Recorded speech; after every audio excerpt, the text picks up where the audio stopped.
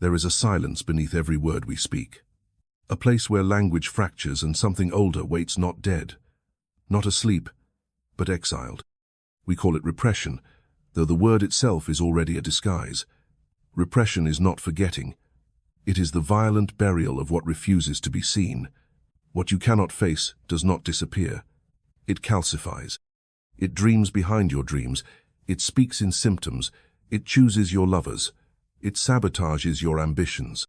And when you say, "I don't know why I feel this way," it is the repressed answering you in silence. The conscious mind believes in narratives.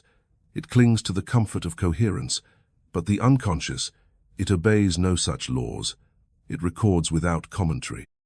It stores every humiliation, every betrayal, every moment your truth was too much for the world to bear.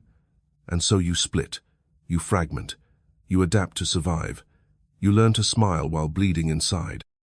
And the world praises your composure. They call it strength, they call it maturity.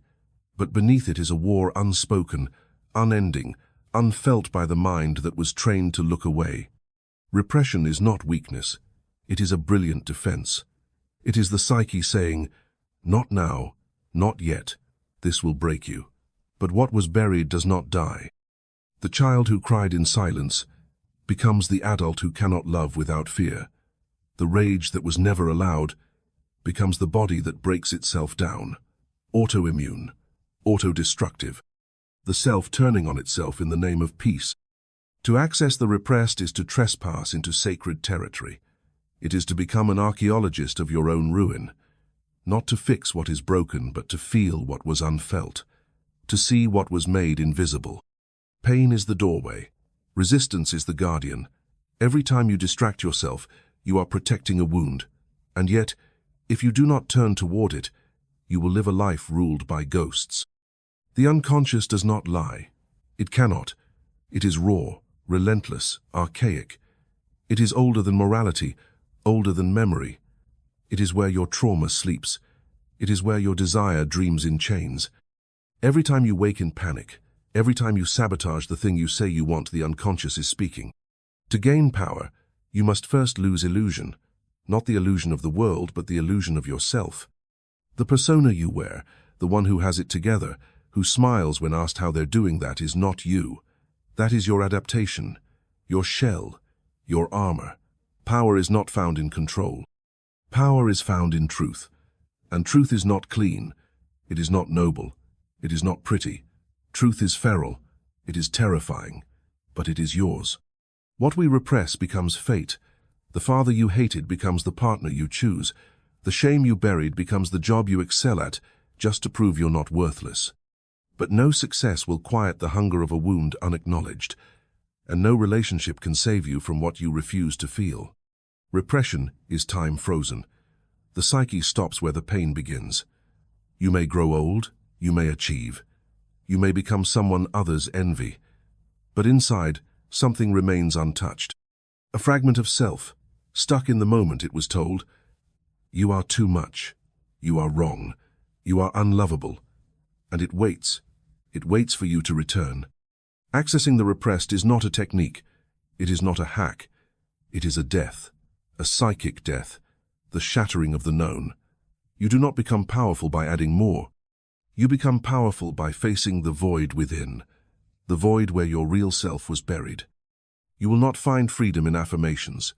You will not find it in endless positivity. You will find it in confrontation, with your own avoidance, with your inherited lies, with the voice inside that whispers, "You are not allowed to feel this." Power comes when you no longer betray yourself to belong. The unconscious is not your enemy. It is your origin.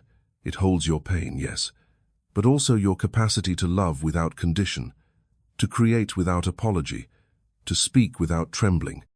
It is where your wildness lives, your instinct, your knowing, your buried life. There is no map, only the willingness to descend, to enter the dream with open eyes, to sit with the panic, to breathe through the numbness, to listen to the symptom as if it were sacred because it is. The symptom is the voice of the repressed. It is the language of the soul under siege. You may have been told that emotion is weakness, that vulnerability is failure, that silence is strength. But that was a lie told by the frightened to the wounded. Your emotion is a signal. Your vulnerability is a doorway. Your silence is a scream. The mind is a battleground. Between the need to survive and the need to feel. Between repression and revelation. Every defense has a cost. And sooner or later you will pay it. In sickness. In anxiety. In emptiness. But you can also choose to pay it in awareness. The descent is not romantic. It is raw. You will lose who you thought you were. You will grieve for what you never received. You will rage against the betrayal of your own history. And then, slowly, something new will emerge.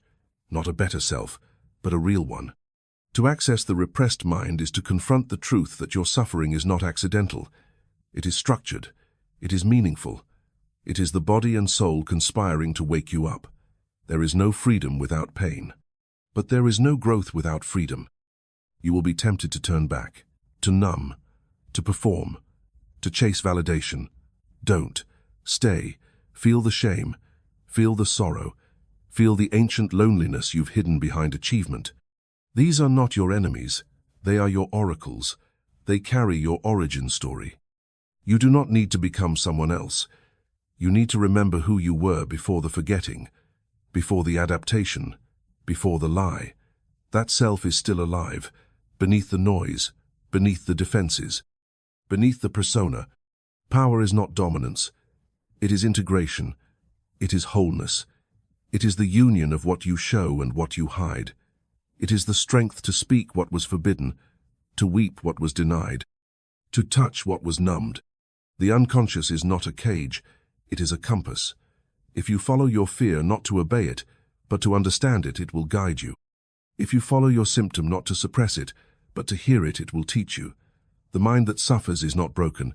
It is trying to complete a story, one that was interrupted, one that was silenced. To access the repressed mind is to walk into the fire not to burn, but to reclaim the parts of you that were scorched. To pick up the scattered bones of your truth and say, "This is mine." I will no longer abandon myself for comfort. I will no longer amputate my soul for approval. You are not here to be good. You are here to be whole. You are not broken. You are buried. And what you call dysfunction may simply be the consequence of too much truth compressed into too small a space, the psychic wound becoming a labyrinth where every choice leads back to the original fracture. You chase goals that were never yours. You speak with a voice trained to avoid rejection, and deep within, a part of you still waits to be chosen by you. Repression is not a passive forgetting. It is a daily ritual of self-abandonment, often dressed as maturity, as politeness, as strength. But beneath the mask, something still pulses, something unutterable, a memory without language, a wound without a witness. To touch the repressed is to feel time collapse. To realize the child you once were has not moved on. He has only learned to smile through gritted teeth. She has only learned to ache in silence. The body remembers what the mind refuses to admit. The tension in your shoulders, the shallow breath, the clench in your stomach, these are not random. They are messages. They are the unprocessed grief of a self denied the right to feel. Your body is a cemetery of emotions, a library of unfinished stories. We spend years polishing the outer self, yet inside, the psyche is starving for contact, for real attention, not performance.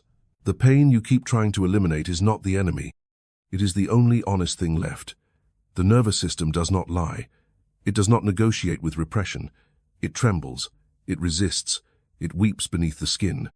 What you label as weakness may in fact be the soul demanding truth. It is the scream beneath the silence, the protest beneath the persona. The psyche knows. It always knows. Even when the conscious mind pleads ignorance, the unconscious files everything away. The insult you pretended didn't matter, the boundary you allowed to be crossed, the time you laughed to survive humiliation. And then the symptoms come, not as punishment, but as the only language left.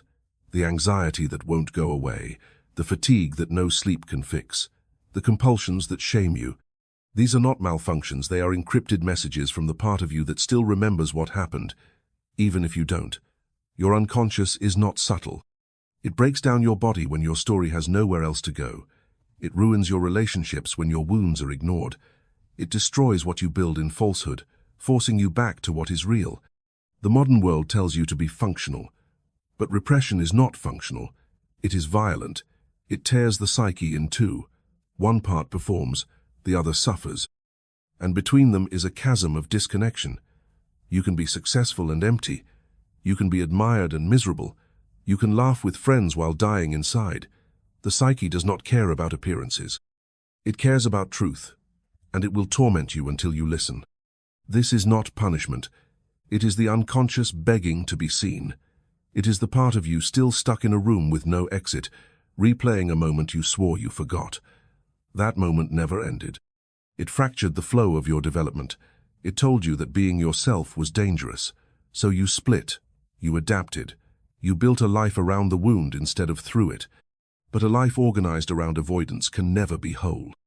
To gain power, you must go back. Not to stay, but to feel what was unfelt, to grieve what was ungrieved, to rage where rage was silenced. You must go back without flinching, without justifying the wound, without betraying your own pain to preserve the image of those who hurt you. Forgiveness means nothing without feeling. And feeling is not weakness. It is revolt. It is truth breaking through repression. There is no timeline. Healing is not linear. The psyche unfolds in spirals. You will revisit the same pain many times, but each time, you will touch it from a new depth. Each time, you will reclaim more of what was lost. And with each descent, your power returns not the power to dominate, but the power to exist without apology, to speak without editing, to feel without fleeing. Silence is not peace. It is suffocation. And what you call being fine may be a lifelong ritual of self-erasure. Stop asking yourself why you're so sensitive. Ask instead, what violence did I have to normalize to survive? Where did I learn to smile while my body screamed? Who taught me that my emotions were a threat? The answers live in your symptoms, in your dreams, in your avoidance patterns. They live in the quiet terror you feel when you're finally alone. That terror is not irrational. It is the presence of the repressed, returning. You do not need to be healed to be whole. You need to be honest, with yourself, with your pain, with your history. The repressed mind is not your enemy. It is your inheritance. It contains everything you sacrificed to be accepted, everything you denied to feel safe. To access it is to remember who you were before the forgetting. To stand in the rubble of your adaptation and say, I choose not to lie to myself anymore. But be warned, the world may not welcome this honesty. It will try to seduce you back into performance. It will reward you for pretending and punish you for revealing. That is the cost of awakening. To access the repressed is to lose your place in the system of denial. But you will gain something far greater, a relationship with your soul. Pain is the currency of depth. The psyche does not waste it. Every wound you touch becomes a gateway. Every truth you feel becomes a key. And slowly, the prison of repression begins to dissolve. You start to remember, not just the trauma but the parts of you that were never damaged. The clarity, the fury, the softness, the desire. You begin to live from the inside out, instead of outside in. And that, finally, is power. Not the illusion of control, but the sovereignty of being. The ability to face what others flee, to feel what others numb, to carry your truth like a flame through the dark. You do not need to be fearless. You only need to stop running. Sit, listen, let the unconscious speak. It has been waiting for you. It has been waiting in the silence between your thoughts, in the ache beneath your routines, in the hollow joy that lingers even after success. The unconscious is not asleep, it is suffocating under the weight of everything you could not say. And now, as you begin to turn toward it, not with judgment but with reverence, it begins to stir. It is not gentle, it is not polite, it is the voice of the real, and it speaks in fragments, in dreams, in rage, in need. It will not give you answers wrapped in comfort. It will give you the raw material of your becoming. You will be tempted to translate this process into control, to master it, to fix yourself, to diagnose and prescribe. But this is not a clinical procedure. It is a ritual of descent, a psychic reckoning. There is no map. There is only courage. and time, and the willingness to feel what others spend lifetimes avoiding. You may lose friends. You may lose identities. You may lose the version of yourself that was built for survival, not for truth. And each loss will hurt, but each loss will also open space for the repressed to breathe. You will begin to remember things you didn't know you knew. Not just events, but moods, tensions, atmospheres, the way a room felt when you entered it as a child, the look in someone's eyes, the sound of a door closing that always made your chest tighten. These are not trivial. They are the language of the unconscious, the coded memories of a psyche that learned early what could be shown and what must be hidden. And now, slowly, that hidden world begins to rise, not to overwhelm you, but to be met, to be known. There is grief in this, not just for what was done to you, but for all that was never allowed to live, the tenderness you silenced, the art you abandoned, the truth you swallowed, the words you never spoke, the touch you never asked for, the boundaries you never claimed, the moments of beauty that passed you by because you were too numb, too guarded, too exiled from yourself to receive them. This is what repression steals, not just memory, but vitality. And so you cry, not because you are weak, but because the dam is breaking. You rage, not because you are cruel, but because the psychic body has remembered its right to protest. You feel terror, not because you are unsafe now, but because your body is still echoing the threat of then. The past lives in the present until it is felt, fully, not analyzed, not explained away, but embodied, known in the muscles, the breath, the pulse. This is not regression, it is return. You are not relapsing, you are remembering. And the pain that arises is not new. It has been waiting, dormant until you became strong enough to feel it, not to fix it, not to remove it, but to be with it, to suffer it consciously, to endure it with presence. This is the alchemy of truth. What you suffer consciously no longer controls you unconsciously. You begin to notice the patterns, the way you flee intimacy, the way you turn love into performance, the way you mistake control for safety. These are not flaws, they are strategies. Outdated, yes, but once essential. And when you see them clearly, not as self-sabotage but as acts of psychic survival, you feel compassion, not pity, but reverence. You survived in the only way you knew how. But now, that old way is killing you. Slowly, elegantly, and something in you knows. It is time to choose life. Real life. Not the life of appearances, not the life of adaptation, but the raw, pulsing, conflicted, unsanitized life of someone who has faced their own darkness and dared to remain intact. The world may call this madness, but the world has a vested interest in your repression, because an awakened psyche cannot be manipulated, it cannot be commodified, it cannot be sold back to itself through hollow promises and synthetic joy. An awakened psyche is dangerous not because it destroys, but because it refuses to lie.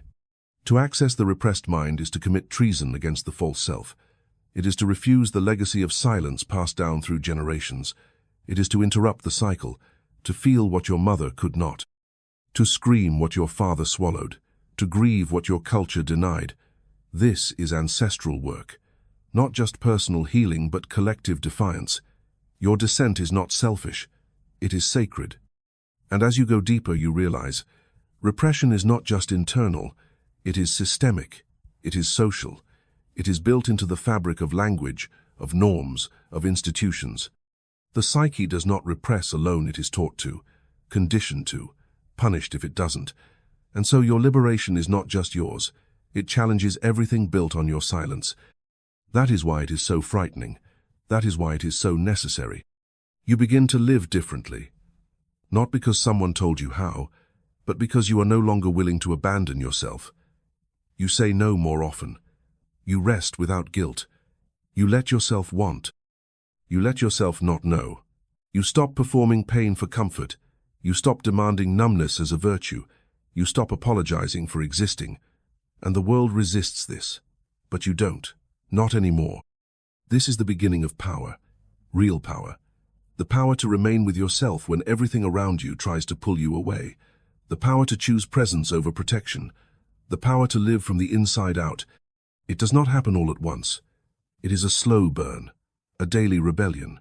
But each time you choose truth over comfort, the unconscious becomes conscious, the repressed becomes integrated, the psyche becomes whole, and you begin to recognize others who are doing the same, not by their words but by their presence, their steadiness, their willingness to sit in discomfort without flinching.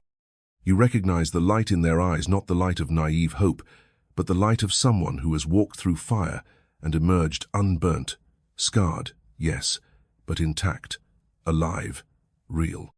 And you realize, this is not about healing in the way it is sold to you. It is not about fixing a broken machine. It is about reclaiming your sovereignty, your interiority, your depth. It is about becoming someone who can feel everything and still remain whole. Someone who can look at their past and say, yes, this happened, and I did not disappear. You stop running, you stop pretending, you begin to live. And living, truly living, is not the absence of pain, it is the capacity to feel it without fragmentation.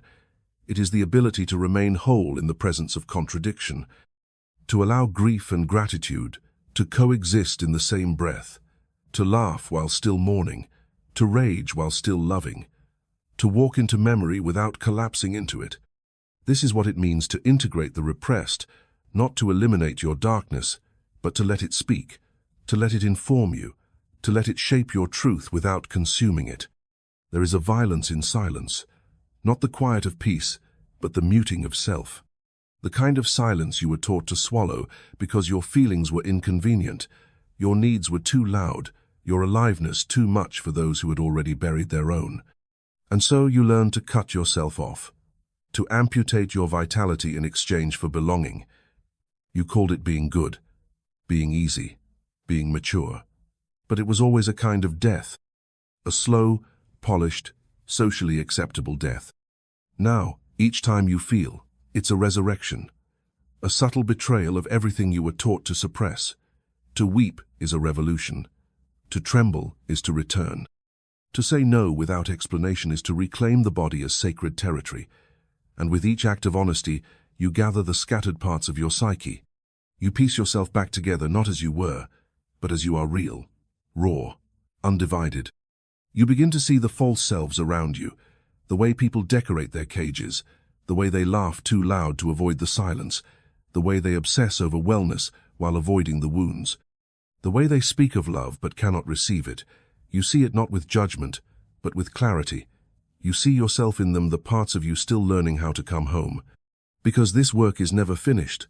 The unconscious is not a vault to be emptied, but an ocean to be navigated. You do not conquer it, you build a relationship with it. You learn its tides, its languages, its tempests. You learn when to descend and when to rest, when to interpret and when to simply feel. And above all, you learn to trust what arises not blindly, but deeply, because what rises from the depths is never meaningless. It is the psyche reclaiming voice, reclaiming story, reclaiming self. You will lose comfort, yes. You will lose illusions. But you will gain something far more rare, intimacy with your own soul. And with that comes a different kind of power, not loud, not flashy, but indestructible. The kind of power that does not seek validation because it knows who it is. The kind of power that can sit in sorrow without collapsing, that can stand in conflict without fleeing, that can speak the unspeakable and remain rooted. This is not for everyone. Most will choose repression. It is easier, cleaner. It allows for a life that fits the mold. But for those who descend, those who turn toward the inner war with open eyes, there is no going back. Once you have tasted the truth of your own depths, the surface no longer satisfies. Once you have felt the sacredness of your own pain, you can no longer treat your symptoms as enemies. They become guides, teachers, thresholds, and you begin to love differently. Not from a place of need, but from a place of wholeness. You no longer seek completion in another. You no longer perform to be seen. You bring your fullness, your grief, your fire, your complexity, and you let it be met or not. You love as an offering, not as a transaction. And this, too, terrifies the world. Because the world profits from your disconnection. It thrives on your need to prove yourself, to fix yourself, to become someone. But when you realize you are not a project, when you reclaim your repressed self and recognize that you were always whole beneath the wounding, the spell breaks. You stop consuming. You start creating. You stop begging. You start choosing. The repressed mind does not need to be conquered. It needs to be felt. And to feel is to risk everything. But it is also to reclaim everything, not just pain but pleasure, not just grief but joy, not just fear but freedom, true freedom, the kind that arises not from escape but from embodiment. You stop waiting for permission, for approval, for healing to be complete. You begin where you are. You descend. You listen. You weep. You rage. You rest. You rebuild. And again. And again. This is the rhythm of reclamation. It is not neat. It is not linear. But it is real. And real is what the repressed mind has always longed for. Not perfection. Not transcendence. Just truth. Just space. Just presence. To be held without being fixed. To be known without being reduced. To be witnessed in all its contradiction and not be shamed for it. So you give it that. You give yourself that. The love that was missing. The space that was denied. The attention that was stolen. You stop outsourcing your worth. You stop contorting your shape. You become the parent, the lover, the witness your psyche always needed. And in that, the unconscious softens. The symptom quiets. The fragmentation begins to weave itself into coherence. You become whole not because the pain ends, but because you are no longer afraid of it. And then, one day, not with triumph, not with fanfare, but with the quiet gravity of something irreversible, you realize you are no longer searching for yourself in other people's eyes. You are no longer chasing the echoes of a past you couldn't change. You are no longer negotiating with your own truth to stay acceptable. The hunger to be understood becomes less urgent. The compulsion to perform disappears like smoke in wind. You are no longer fighting your reflection, you are standing beside it. This is not happiness. It is something deeper, something less fragile. It is a kind of peace that comes from knowing you can survive your own depths, that there is nothing inside you too monstrous to hold, that the unconscious once feared, once exiled, is now your companion. You begin to dream differently. You begin to speak more slowly. You begin to listen not just to others, but to the ancient intelligence rising from within, the intelligence that had been silenced by survival. And when the old pain returns, because it will, you no longer collapse. You meet it like an old friend. You nod to the sorrow, the ache, the fear, without letting it take the wheel. You are not cured. You are conscious. You are not healed. You are whole. This difference is everything. Because healing is not the absence of pain, it is the capacity to make space for all of you. And wholeness does not require perfection, it requires truth. You begin to live with your past instead of in reaction to it. The wounds do not vanish, but they stop defining you. The story no longer ends at the trauma. It continues. It deepens. It begins to include everything that came after the choices you made, the truths you unearthed, the power you reclaimed not by escaping the darkness, but by walking through it. And that walk, that descent into the underworld of your own psyche, becomes your initiation, not into a new identity, but into your original self, the one who existed before you were broken into parts, the one who still remembers how to love without bargaining, how to want without shame, how to be without disappearing. You realize now, the mind does not want comfort, it wants coherence. The body does not want numbness, it wants safety. The soul does not want success, it wants freedom. And repression gives you none of these. It gives you silence, dysfunction, obedience. You want something else. You always have. You want to feel what's real, to remember what was lost, to come home not to some ideal future, but to the full intensity of this moment. That is the power you were looking for, not power over others, not power through status, but the power of presence, the power of no longer abandoning yourself, of knowing that nothing inside you is too much to bear. You have faced what you were taught to forget. You have felt what others taught you to fear. You have descended into the dark and found your own light not to shine, but to see. And now you walk differently, not faster, not with more confidence, but with a deeper stillness, a deeper knowing. You carry your story not like a wound, but like a flame. And those still hiding in silence will see it. They will feel it. And without a word, they will remember. They can begin too. This is how repression ends, not with revelation, but with return. Not with noise, but with truth. Not with escape, but with self. And the silence you once feared becomes the ground you stand on. Solid. Whole. Yours.